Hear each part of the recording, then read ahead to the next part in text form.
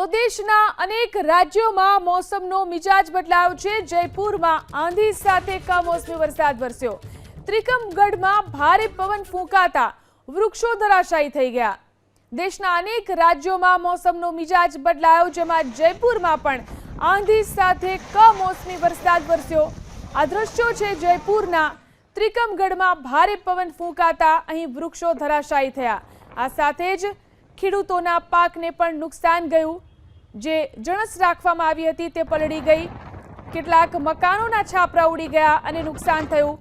જયપુરના આ દ્રશ્યો છે, કેટલાક વૃક્ષો અહીં ધરાશાયી થયા છે।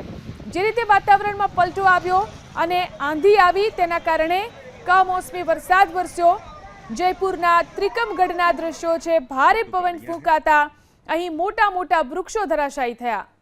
તો દેશના અનેક રાજ્યોમાં મોસમનો મિજાજ બદલાયો છે। જયપુરમાં આંધી સાથે કમોસમી વરસાદ વરસ્યો। ત્રિકમગઢમાં ભારે પવન ફૂંકાતા વૃક્ષો ધરાશાયી થઈ ગયા।